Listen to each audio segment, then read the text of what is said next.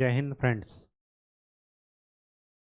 Economics का जो topic हम लोगों का चल रहा था वो कल हमने बेसिक अवधारणाएं देखी लास्ट लेक्चर में, और बेसिक बातें समझी कि जीडीपी क्या होता है, नेशनल इनकम क्या होता है। ये सारी बातें, डिफिनीशन इम्पॉर्टेंट है, आपको ये ध्यान में रखना है, चाहे समझ कर रखिए और चाहे जो है फार्मूले के रूप में याद रखिए। दूसरी बात ये है, जो आज का टॉपिक है वो ये है कि अगर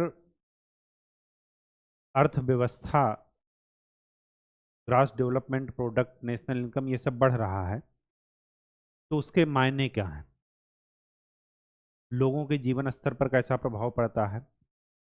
ये सारी चीज़ें जो है देखने के लिए जो आज का हमारा टॉपिक है वो उसी के अगले पड़ाव को बताता है।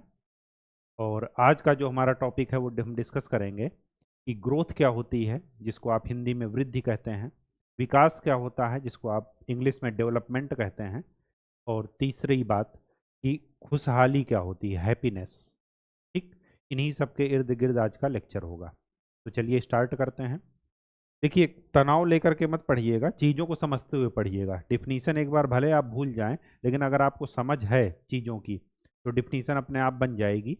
और अक्षरशः परिभाषा नहीं लिखी जाती, अगर आपको समझ में आ गया तब तो आप बना ही लेंगे। ठीक, तो चलिए स्टार्ट करते हैं। पहली बात डिस्कस करते हैं वृद्धि, या इसी को बोलते हैं ग्रोथ, और विकास को बोलते हैं डेवलपमेंट।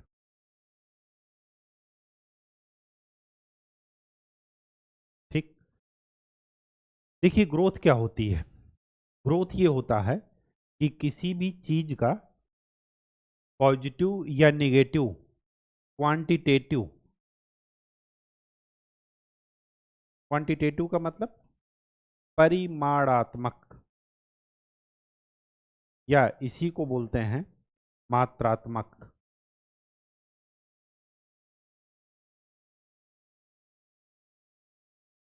मेजरमेंट,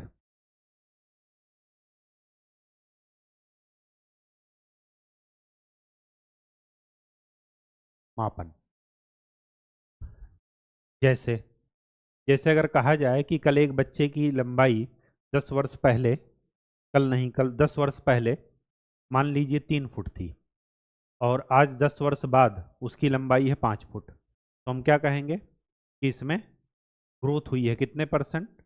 5 और 3 का डिफरेंस निकाल लीजिए, 2 फुट आया और 3 फुट हमारा बेस हुआ, मतलब 66% जो है ग्रोथ हो गई। कब से? जो हमारा रेफरेंस ईयर है, आज के 10 साल पहले। कह रहे हैं कि लास्ट ईयर से खाद्यान्न उत्पादन इतने परसेंट बढ़ गया प्रेजेंट ईयर में। ये सब क्या है? ग्रोथ। जनसंख्या हमारी बढ़ गई, ये क्या है? ग्रोथ है। जब हम क्वांटिटेटिव डाटा दे रहे हैं तो इससे हमें क्या मिलेगा? ग्रोथ मिलेगा। अब ध्यान से सुनिए, अगर मैं ये कहूँ कि हमारी इनकम जो पहले लास्ट मंथ 100 रुपये थी, अब जो है 105 हो गई, मतलब 5% इनकम में क्या हुआ? ग्रोथ हुआ। लेकिन उस ग्रोथ का हमने किया क्या, ये कौन बताएगा? विकास, डेवलपमेंट। ठीक, तो डेवलपमेंट क्या बताता है? क्वांटिटेटिव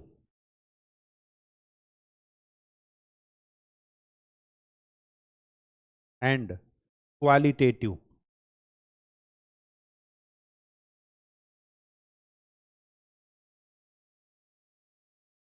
गुणात्मक और मात्रात्मक, दोनों चीजें। मात्रात्मक भी और गुणात्मक भी। सपोज मैं उदाहरण दे रहा हूं कि अगर हमारी इनकम लास्ट मंथ से इस मंथ 5 रुपए ज्यादा हुई, मतलब 5% की क्या हुई? ग्रोथ हो गई, वृद्धि हो गई। अब उस 105 रुपए का जो हमारे पास है वो हम हो सकता है कि एजुकेशन पर खर्च करें, हो सकता है हेल्थ पर खर्च करें, या हो सकता है एजुकेशन और हेल्थ इन सब से बचत करके हम बैंक में जमा कर रहे हैं। मतलब कि अपनी जीवन की आवश्यकताओं को सिर्फ पूरा करते हुए उसके बाद हमने बचत कर ली। बच्चों को प्राइमरी स्कूल में पढ़ा रहे हैं, अच्छी शिक्षा नहीं दे रहे हैं, अच्छे हॉस्पिटल में नहीं दिखा रहे हैं। तो उससे क्या हुआ? उससे ये होगा कि हमने वृद्धि तो कर ली, ग्रोथ तो हुआ, चाहे वो पैसे के रूप में हो, चाहे जिस भी रूप में हो, लेकिन विकास क्या हो पाएगा? नहीं हो पाएगा। क्यों? क्योंकि अगर हम बच्चे को अच्छी शिक्षा नहीं देंगे तो आने वाली पीढ़ी क्या होगी? उतनी ज़्यादा एजुकेटेड नहीं होगी। उसका विकास, उसके पास जो विकास के अवसर होंगे वो लिमिटेड होंगे। आप देख लीजिए, अगर कम शिक्षित युवक है तो उसके पास जो कार्य करने का तरीका है, कार्य करने का अवसर है, वो बहुत ही कम होता है। अगर आप हाईली एजुकेटेड हैं तो आपके पास कई सारी डायमेंशंस खुली होती हैं कि हम ये भी कर सकते हैं, ये भी कर सकते हैं, ये भी कर सकते हैं। एक जगह फेल हुए, दूसरी जगह। और अगर कम शिक्षित है तो उसके लिए क्या है? केवल और केवल एक ही ऑप्शन है, फिजिकल श्रम वो ज़्यादा करें। ठीक। तो वृद्धि क्या बता रही है कि वो ये नॉर्मल परसेंटेज बता रही है कि कल से आज कितना हो गया, या रेफरेंस ईयर से आज कितना बढ़ा या घटा। अगर बढ़ गया तो पॉजिटिव ग्रोथ होगी, अगर घट गया तो निगेटिव ग्रोथ होगी। जैसे जनसंख्या में 1960-70 में जब जनसंख्या नियंत्रण प्रोग्राम लाया गया तो उस समय क्या था? जनसंख्या वृद्धि घटी थी। उसके बाद क्या है? जनसंख्या वृद्धि बढ़ रही है। विकास में क्या है? अब अगर आपको विकास करना है, सपोज आपको अच्छा स्वास्थ्य चाहिए, अच्छी शिक्षा चाहिए, तो उसके लिए आपको इनकम की गारंटी होनी चाहिए। आपको आपको बेसिक रिक्वायरमेंट आपकी पूरी होनी चाहिए, रोटी कपड़ा मकान। उसके बाद ही आप विकास की बात करेंगे। जब आपका खुद का पेट नहीं भरा होगा तो आप शिक्षा और स्वास्थ्य के बारे में नहीं सोचेंगे। केवल और केवल सबसे आपकी पहली प्रायोरिटी क्या होगी? कि हमको 2 टाइम की रोटी मिल जाए और अच्छे से जीवन चल जाए। तो ये सारी चीजें तभी होंगी जब क्या होगा? जब सॉरी,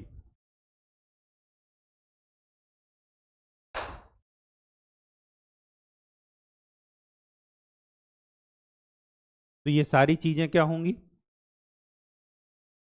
आगे तभी बढ़ेंगी जब आपकी बेसिक आवश्यकताएं क्या हों? पूरी हों।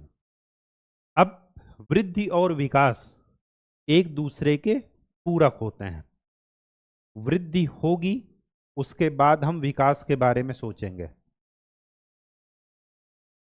वृद्धि से विकास हो सकता है, लेकिन अगर विकास हुआ, कभी कभार ऐसा भी होता है कि हम वृद्धि तो कर रहे हैं लेकिन विकास नहीं करते। और ऐसा एग्जाम्पल क्या है? मैंने आपको एग्जाम्पल दे दिया कि अगर आपकी आमदनी बढ़ी तो हो सकता है आप लग्जीरियस चीजें खरीदें, अपने ऊपर खर्च ना करें पैसे, या बच्चों पर खर्च ना करें, उनको अच्छी शिक्षा, अच्छे स्वास्थ्य की ओर ध्यान दें। हो सकता है मैगी खिलाएं उनको, हो सकता है कि नशे की आदत लग जाए। मतलब वृद्धि हुई पैसे में, ग्रोथ हुई, लेकिन वो पैसा कहाँ जा रहा है? जीवन स्तर सुधारने की बजाय वो लग्जीरियस चीज़ों पर जा रहा है, सोसाइटी को दिखाने के लिए जा रहा है, वाहवाही में जा रहा है, वेस्टेज में जा रहा है, अपव्यय में जा रहा है। जो जूता 1,000 रुपए का पहन करके काम चला सकते हैं, 5,000 का पहन रहे हैं। ये क्या है? विलासिता है। तो उसी पैसे का क्या कीजिए? एक ऑप्टिमम यूज कीजिए। अगर ऑप्टिमम यूज कर रहे हैं तो वो बन जाएगा विकास। और अगर उनको अपव्यय कर रहे हैं तो वृद्धि तो होगी लेकिन विकास नहीं होगा। और ऐसे दुनिया में, विश्व अर्थव्यवस्था में सबसे पहला एग्जाम्पल ऐसा है कि जहां पर वृद्धि तो हुई लेकिन विकास नहीं हुआ, वो है खाड़ी देश। आप देखिए, उनके पास डॉलर आ रहा है तेल बेच करके, लेकिन क्या कभी आपने सुना है कि अगर रॉयल सोसाइटी ऑफ लंदन है, जो कि रिसर्च एंड डेवलपमेंट की संस्था है, क्या रॉयल सोसाइटी ऑफ अरब है? नहीं। इजराइल देखिए, एक छोटा सा देश, R&D पर सबसे ज़्यादा खर्च करता है, टेक्नोलॉजिकल वे में एडवांस है।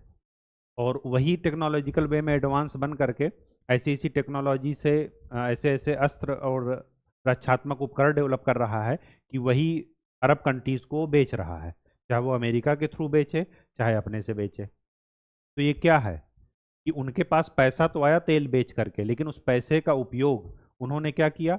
अपने लोगों की भलाई के लिए या आगे भविष्य के लिए ना इन्वेस्ट करके, कहाँ? विलासिता में खर्च कर रहे हैं। मर्सिडीज बनवा रहे हैं सोने की, टॉयलेट बनवा रहे हैं सोने का, ये सब क्या है? ये पैसे का ऑप्टिमम यूज नहीं है जिस चीज के लिए पैसा बना है। ठीक है, बात समझ में आ गई? तो वृद्धि से विकास होता है, कोई जरूरी नहीं है। वृद्धि से विकास करना पड़ता है, लेकिन अगर जहां पर भी विकास हुआ है इसका मतलब है कि वहां पर वृद्धि जरूर हुई होगी। बिना वृद्धि के विकास नहीं हो सकता, लेकिन बिना विकास के वृद्धि हो सकती है, और उसका एग्जाम्पल क्या है? खाड़ी देश। ठीक, बात समझ में आ गई? अच्छा, वर्ल्ड परिप्रेक्ष्य में हम लोग, विश्व परिप्रेक्ष्य में खाड़ी देश का एग्जाम्पल दे रहे हैं।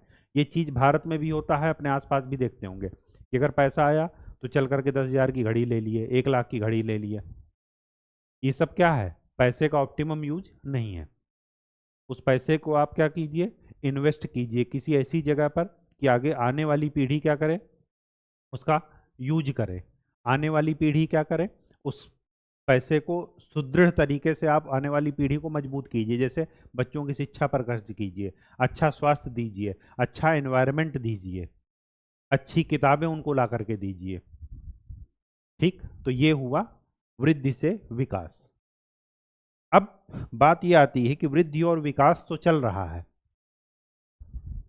ये विकास की अवधारणा आई कैसे? ये विकास की अवधारणा आई इस वजह से क्योंकि जब अच्छे इकोनॉमिकल ग्रोथ वाले देशों में जो सोसाइटी है वहाँ का अध्ययन अर्थशास्त्रियों और समाजवादियों ने किया, समाजशास्त्रियों ने, तो उन्होंने क्या कहा? उन्होंने देखा कि पश्चिम के देश या जो अच्छी अर्थव्यवस्था वाले देश हैं जिनको इकोनॉमिक ग्रोथ बहुत ज़्यादा है, वहाँ पर क्या है कि वहाँ पर इकोनॉमिक ग्रोथ तो है लेकिन डेवलपमेंट उतना नहीं है। तो वृद्धि और विकास वाली बात आकर के फिर खाड़ी देश के एग्जाम्पल में आया। आप देखिए कतर पर कैपिटा इनकम में टॉप पर है वो वर्ल्ड में। कतर छोटा सा देश, लेकिन क्या है कि विकास वहां पर नहीं हो सकता, नहीं हो सका। क्यों? क्योंकि उन्होंने पैसे का यूज कहा क्या किया? विलासितापूर्ण जीवन में, R&D में लगाएं, टेक्नोलॉजिकल डेवलपमेंट करें, लोगों में आपसी, लोगों को अच्छी चॉइस दें, शिक्षा और स्वास्थ्य पर खर्च करें, तब जा करके विकास होगा। अब हुआ क्या कि वृद्धि और विकास ये तो अवधारणा सामने आ गई, लेकिन अब इसको मेजर कैसे करते हैं? तो वृद्धि का तो एग्जांपल मैंने बता दिया कि लास्ट ईयर से कितना ज़्यादा उत्पादन हुआ या आधार वर्ष से कितना ज़्यादा उत्पादन हुआ, कितनी ज़्यादा ग्रोथ हुई, इनकम के तौर पर भी आपको समझा दिया। लेकिन वर्ल्ड लेवल पर विकास का जो मेजरमेंट किया जाता है, डेवलपमेंट का जो मेजरमेंट किया जाता है, विकास का मापन किया जाता है, इसकी अवधारणा आई। UNDP ने एक क्या किया? अवधारणा निकाली और उसे बोलते हैं ह्यूमन डेवलपमेंट इंडेक्स।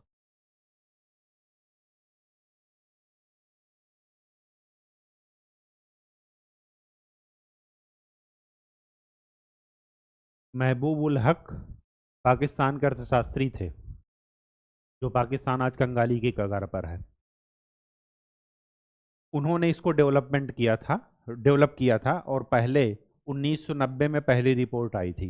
ये आपके ऑब्जेक्टिव क्वेश्चन में पूछा जाता है कि ह्यूमन डेवलपमेंट इंडेक्स कौन जारी करता है? मानव विकास सूचकांक इसको हिंदी में बोलते हैं।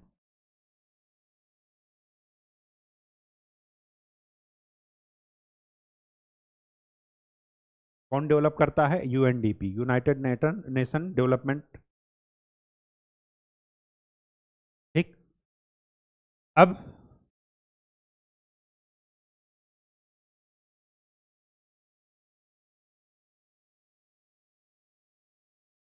इसके 3 मानक हैं जिसके आधार पर ये मेजर किया जाता है। उन 3 मानक में कौन है? पहला है स्वास्थ्य, फिर शिक्षा, और फिर क्या है? हाँ,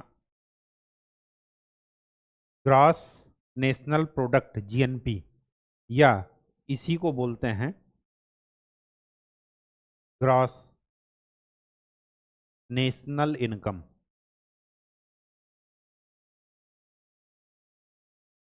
gross national income. Net national income अगर हो गया तो नेशनल इनकम उसको लिखते हैं, लेकिन अगर जी लगा है तो ग्रॉस है। ठीक है, कल इसके बारे में आपको बता चुके थे, तो इसका कॉन्सेप्ट आप जाकर के फिर से देख लीजिएगा।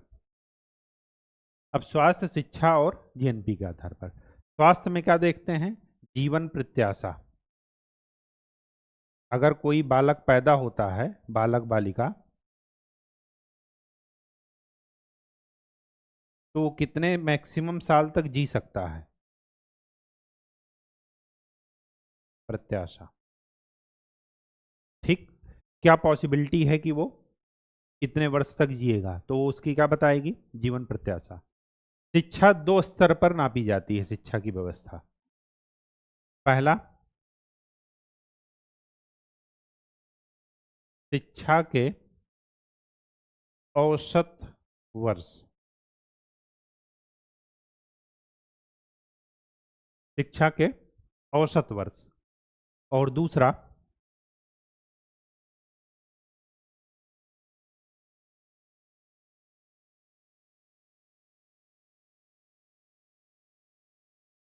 संभावित वर्ष। ये मैक्सिमम एज यहां पर 25 साल तक ली जाती है, और यहां पर मैक्सिमम एज 18 साल तक।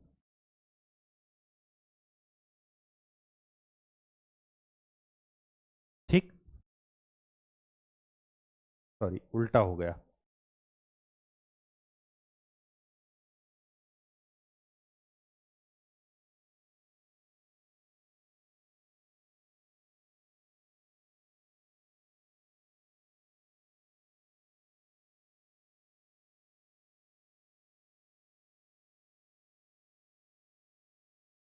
अब यहां पर आपको ये ध्यान में रखना है कि जो तीन मानक हैं, उन तीनों मानकों में जो सबसे ज्यादा इंपॉर्टेंट है वो है शिक्षा, स्वास्थ्य। शिक्षा और स्वास्थ्य में सबसे बड़ी समस्या ये आ रही है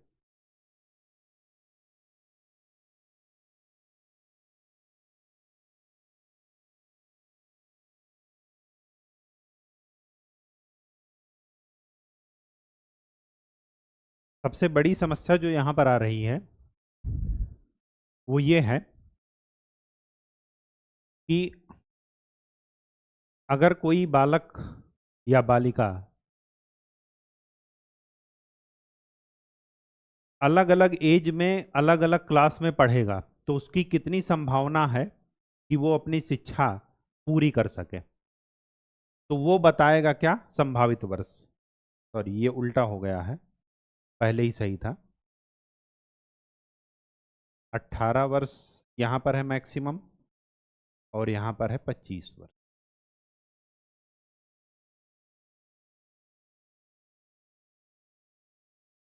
18 साल तक की एज में कितनी मैक्सिमम शिक्षा वो गेन कर सकता है, तो वो बता रहे हैं क्या, शिक्षा के संभावित वर्ष। और औसत वर्ष में क्या है कि अगर 25 साल तक का कोई है, एज 25 साल तक का डाटा इसमें लेते हैं, तो 25 वर्षों में से कितनी एवरेज वर्ष, कितने एवरेज साल, कितने औसत वर्ष उन्होंने किसमें बिताए, शिक्षा के लिए। तो ये है शिक्षा के औसत वर्ष, और ये है शिक्षा के संभावित वर्ष। जीएनपी या ग्रॉस नेशनल इनकम, ये आपके बारे में बता ही चुके हैं आपको कल। ठीक, ये जो ग्रॉस नेशनल इनकम है, ये परचेजिंग पावर पैरिटी के आधार पर है, क्रय शक्ति तुल्यता। मैंने आपको बताया है कि परचेजिंग पावर कैपेसिटी के आधार पर भारत वर्ल्ड की तीसरी अर्थव्यवस्था है। पहले नंबर पर कौन है, चीन। दूसरे नंबर पर कौन है, अमेरिका। और तीसरे नंबर पर कौन है, भारत। शायद ये डाटा लास्ट लेक्चर में रिवर्स हो गया था, अमेरिका पहले बता दिए थे, चीन बाद में, तो उसको आप सही कर लीजिएगा। परचेजिंग पावर पैरिटी के आधार पर भारत तीसरी सबसे बड़ी अर्थव्यवस्था है विश्व में। इसी के बाद मैंने आपको ये भी बताया था कि विनिमय दर के आधार पर, जो मुद्राओं का विनिमय दर होता है, एक्सचेंज रेट होता है, उसके आधार पर भारत, मैंने लास्ट लेक्चर में बताया था, चौथी या पांचवी। तो आपको ये ध्यान रखना है कि पांचवी सबसे बड़ी अर्थव्यवस्था है, ये बताए दे रहे हैं। परचेजिंग पावर पैरिटी के आधार पर पहले नंबर पर है चीन, दूसरे नंबर पर है अमेरिका, तीसरे नंबर पर है भारत। ये क्वेश्चन पूछा गया है ऑब्जेक्टिव में आपके, ठीक। और विनिमय दर के आधार पर,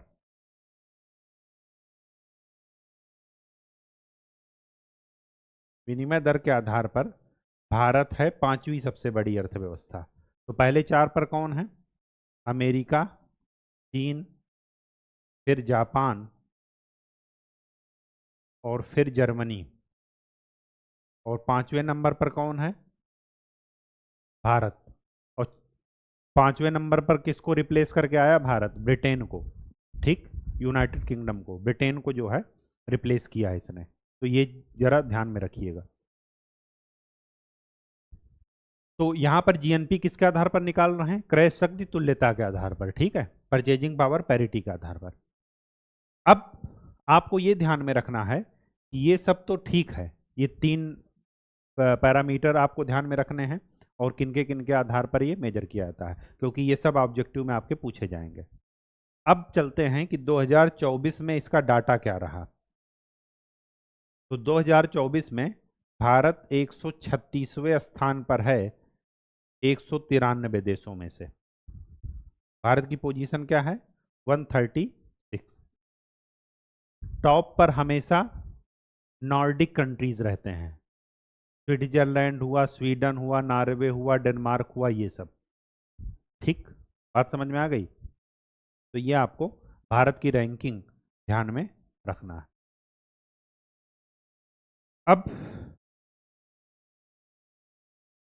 इसका क्रिटिसिज्म देखिए। क्रिटिसिज्म का मतलब ये हुआ कि जिन तीन आधारों पर हम किसी देश का अर्थव्यवस्था का मापन कर रहे हैं विकास का, तो उसमें क्या और इम्प्रूवमेंट हो सकता है और क्या चीजें शामिल हो सकती हैं, ठीक।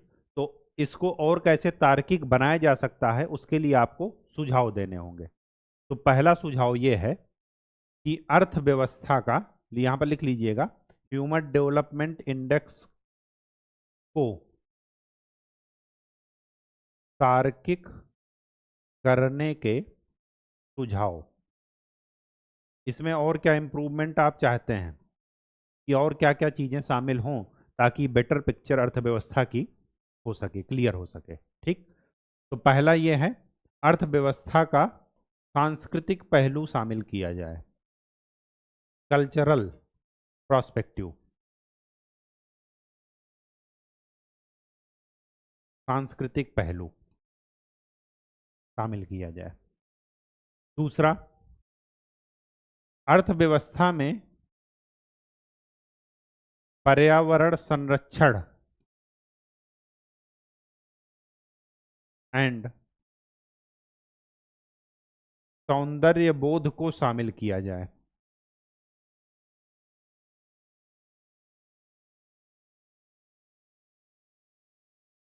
कौन सी अर्थव्यवस्था अपने पर्यावरण संरक्षण और सौंदर्य बोध के प्रति कितना सजग है, उसके आधार पर भी उनको क्या किया जाए? रैंकिंग प्रदान की जाए। तीसरी बात,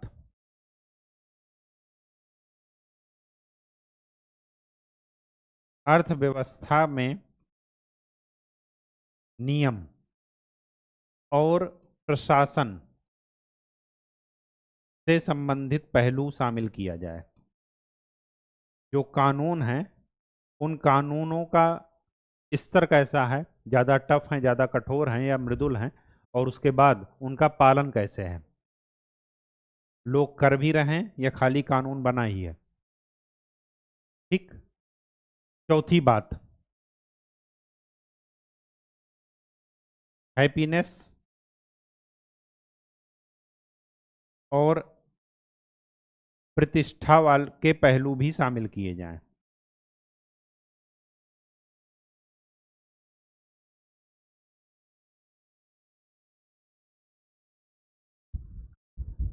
और पांचवी बात,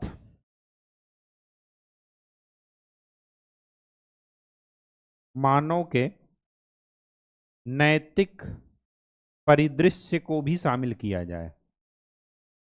ऐसा ना हो कि वृद्धि कर लिए और फिर भी लूट खसोट, भ्रष्टाचार, ये सब बहुत स्तर उच्च है।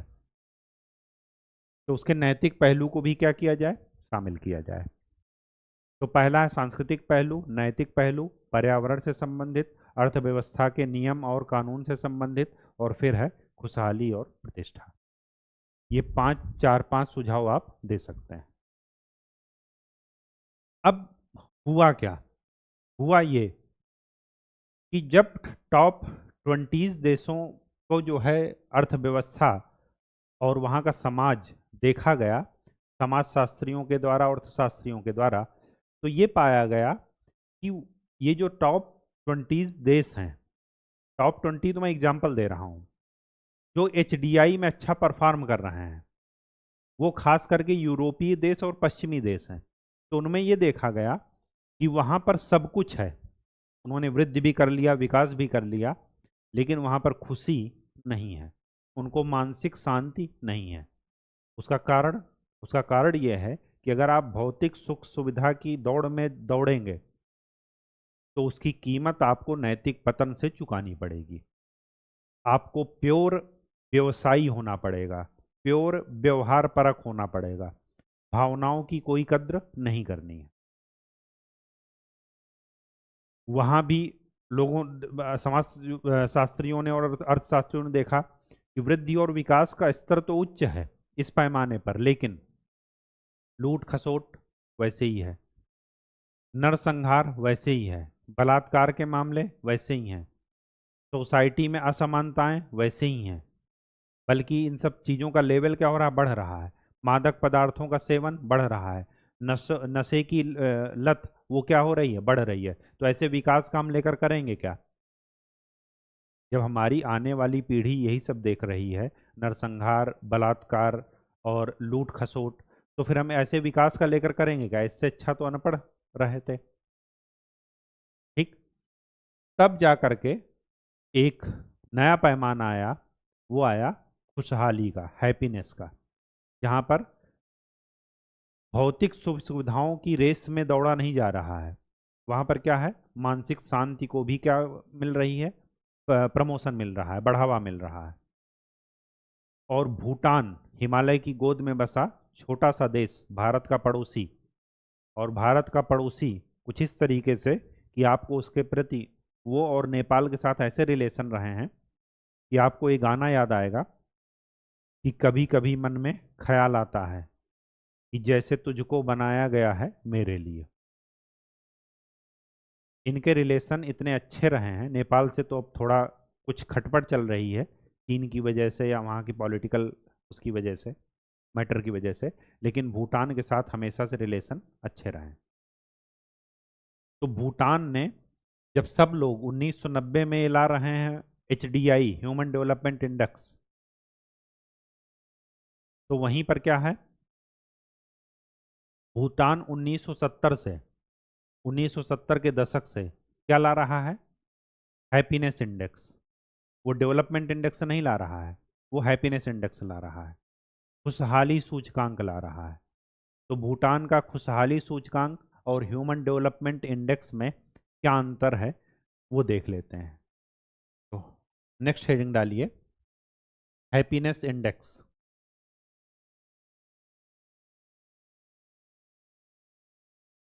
हैप्पीनेस इंडेक्स,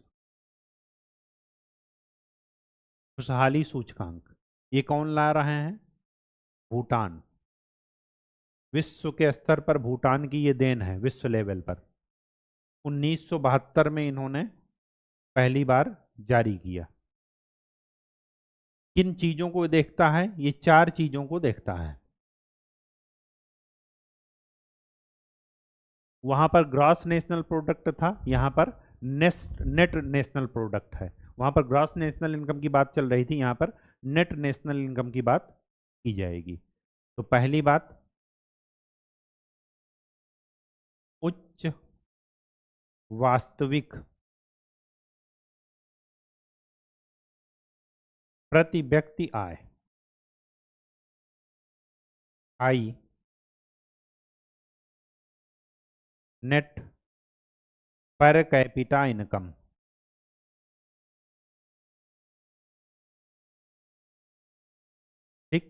वहां पर नेट की नहीं बात हो रही थी, वहां पर क्या हो रही थी, जीडीपी की, ग्रॉस नेशनल की। ठीक, मतलब वहां पर नेट की बात नहीं हो रही थी, यहां पर लिख लीजिएगा।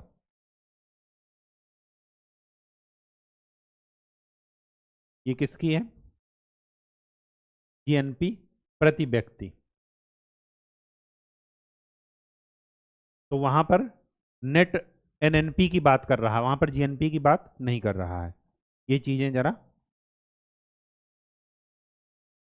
ध्यान में रखिएगा। उच्च वास्तविक प्रति व्यक्ति आय। सेकंड बात जो ये बात कर रहे हैं वो ये है सुशासन, गुड गवर्नेंस की बात।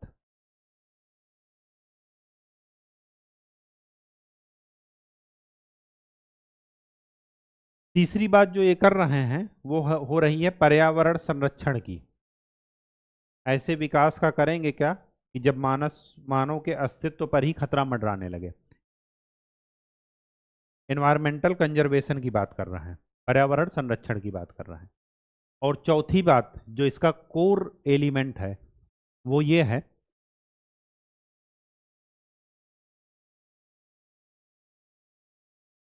इसके सांस्कृतिक पहलू। और सांस्कृतिक पहलू में क्या है, एक तो है नैतिक मूल्य और दूसरा है आध्यात्म। आध्यात्म और नैतिक मूल्य के बिना जो विज्ञान है, जो विकास है, वो अभिशाप बन जाएगा। विज्ञान का यूज आप स्पेस सैटेलाइट छोड़ करके लोगों को संचार सुविधाओं से युक्त करके जीपीएस सिस्टम दे करके उनके जीवन स्तर को बढ़ा सकते हैं, सुख सुविधाओं को बढ़ा सकते हैं। और वही साइंस का यूज करके स्पेस सैटेलाइट के बजाय मिसाइल बना लीजिए और लोगों को तबाह कर दीजिए। तो कोई मिसाइल बनाएगा, कोई सैटेलाइट बनाएगा, ये इस बात पर डिपेंड करेगा कि उसका सांस्कृतिक पहलू कितना मजबूत है, उसका नैतिक मूल्य और आध्यात्म कितने मजबूत हैं कि वो अपनी शिक्षा का, अपनी टेक्नोलॉजी का, अपने ज्ञान का उपयोग किस तरीके से करता है। और यही इसका कोर है। सांस्कृतिक पहलू ही वहां पर एचडीआई में शामिल नहीं है, नैतिकता और आध्यात्म वहां पर शामिल नहीं है। यही कारण है कि पश्चिमी देश ग्रोथ तो कर लिए, लेकिन भौतिक सुख सुविधाएं तो इकट्ठा कर लिए, लेकिन उनको मानसिक शांति नहीं है, खुशी नहीं है। इसी वजह से योगा और प्रवचन के लिए कहाँ दौड़े आ रहे हैं, भारत में, क्योंकि भारत को एक कला पहले से ही पता है, वो मनुष्य को भगवान बनाने की कला, ध्यान और योग। बात समझ में आ गई। अब आपको यहां पर यह ध्यान में रखना है कि यही वो पहलू है जिसकी वजह से भौतिक सुख सुविधाओं के बाद भी पश्चिमी देशों में शांति नहीं है। हम वृद्धि और ऐसे विकास का करेंगे क्या कि जहां पर आने वाली पीढ़ी, आने वाला समाज लूट खसोट, भ्रष्टाचार, नैतिक पतन, इन्हीं सब में, जुए, मादक पदार्थों का सेवन, इन्हीं सब चीजों में लगा रहे। तो वो ना तो अपने बारे में सोचेगा ना भविष्य के बारे में सोचेगा। ठीक है, तो ये 4 पॉइंट जरा ध्यान में रखिएगा। अब बात आती है हैप्पीनेस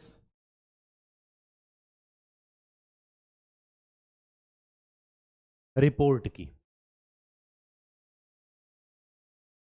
वो था हैप्पीनेस इंडेक्स भूटान के द्वारा। हैप्पीनेस रिपोर्ट ये 2012 से जारी की जा रही है, किसके द्वारा, यूनाइटेड नेशन SDSN। यूएन का मतलब संयुक्त राष्ट्र, SDSN का फुल फॉर्म क्या है, सस्टेनेबल डेवलपमेंट सॉल्यूशंस नेटवर्क। इसके द्वारा संयुक्त राष्ट्र की एक संस्था है। 2014 में ये रिपोर्ट नहीं आई थी, 2012 से शुरू है। और ये कब आती है ये भी जान लीजिए, 20 मार्च को होता है विश्व खुशहाली दिवस, वर्ल्ड हैप्पीनेस डे, 20 मार्च को। तो उसी के आसपास आएगी, कभी 19 को मार्च को आ जाएगी, कभी 21 मार्च को आ जाएगी।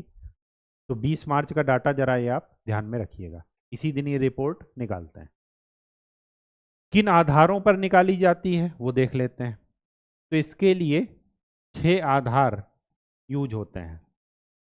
कौन कौन से हैं वो आधार?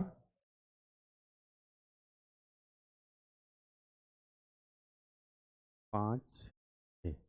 पहला तो है स्वास्थ्य,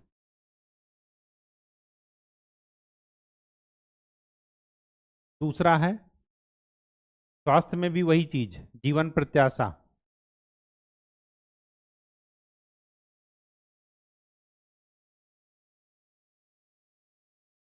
और प्रति व्यक्ति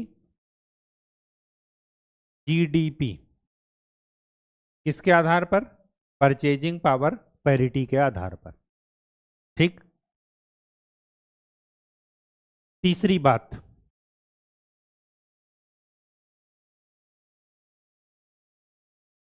सामाजिक सहयोग। ये कैसे देखा जाता है? ये देखा जाता है कि किसी व्यक्ति का किसी दूसरे व्यक्ति पर विश्वास है कि संकट के समय ये व्यक्ति हमारा काम करेगा, हमारी मदद करेगा। तो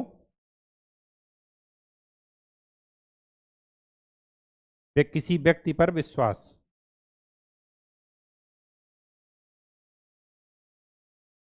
ठीक। 3 पैरामीटर हो गए, स्वास्थ्य, प्रति व्यक्ति जीडीपी और सामाजिक सहयोग। चौथा पॉइंट जो है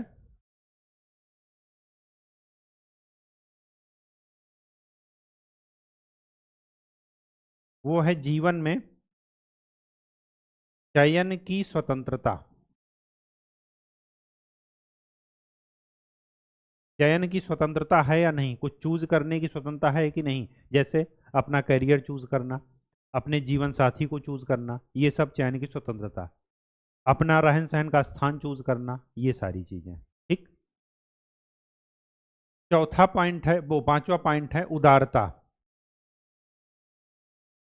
और पांचवा पॉइंट है भ्रष्टाचार का बोध किस लेवल पर है। ये 6 पॉइंट के आधार पर विश्व खुशहाली रिपोर्ट जारी की जाती है। 143 देशों में भारत का स्थान है 126। ये 2024 का डाटा है। सबसे टॉप पर हैं फिनलैंड। एचडीआई में सबसे टॉप पर कौन है? स्विट्जरलैंड। ठीक। ये है फिनलैंड। फिर उसके बाद डेनमार्क, नॉर्डिक कंट्रीज ही आती हैं। ठीक, नॉर्डिक देश, डेनमार्क हो गया, स्वीडन हो गया, ये सारी चीजें।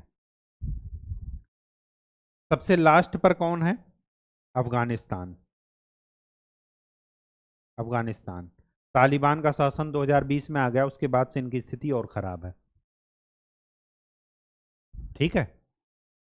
फिनलैंड लगातार 7वीं बार, 7th टाइम्स टॉप पर है, ये ध्यान रखिएगा।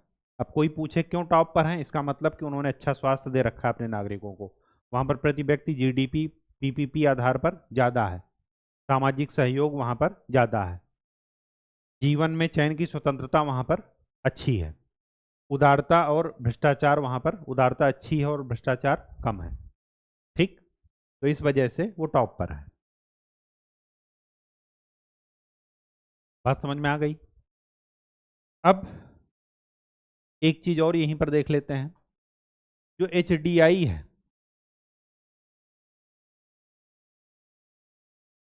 एचडीआई में 3 डाटा आता है, 3 आधार पर वो करते हैं। एक, उच्च आय वाले, उच्च एचडीआई, उच्च मानव विकास, फिर मध्यम और फिर निम्न।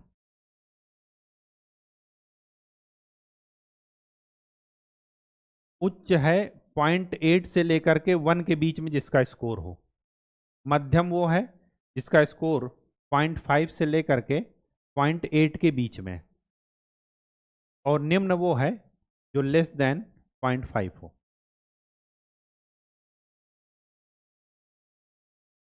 उच्च में कौन है? भारत के पड़ोसी में, भारत के पड़ोसी में ही देख लेते हैं, वो है चीन और श्रीलंका। ये उच्च आय मानव विकास वाले देशों में है भारत के कंपैरिजन में, ठीक है। भारत मध्यम में है, भारत, भूटान। निम्न में एक तो है नेपाल और दूसरा है बांग्लादेश, यहाँ पर पाकिस्तान भी है। इंडिया का स्कोर 0.67 के आसपास है, मध्यम कैटेगरी में आएगा, ठीक है। तो आज हम लोगों ने क्या देखा? विकास को कैसे मेजर कर सकते हैं, ह्यूमन डेवलपमेंट इंडेक्स, उसमें क्या सुधार हो सकता है, 4-5 पॉइंट उसका देख लिया था। फिर भूटान का हैप्पीनेस इंडेक्स कैसे जारी होता है, और फिर इसके बाद हैप्पीनेस, वर्ल्ड हैप्पीनेस रिपोर्ट, ठीक, उसके 6 आधार। तो ये जो है डाटा काफ़ी इम्पॉर्टेंट है, और चीज़ें अच्छे से कीजिएगा क्योंकि ये ऑब्जेक्टिव और सब्जेक्टिव दोनों में इम्पॉर्टेंट रहेगा, ठीक है। तो आज के लिए इतना ही। नेक्स्ट लेक्चर में हम लोग किसी नए टॉपिक पर बात करेंगे, उसके अगला जो चैप्टर होगा। तब तक के लिए इसके नोट्स बनाते चलिएगा और अच्छे से पढ़ाई कीजिए, प्रीवियस ईयर क्वेश्चन जरूर देखते रहिए। धन्यवाद।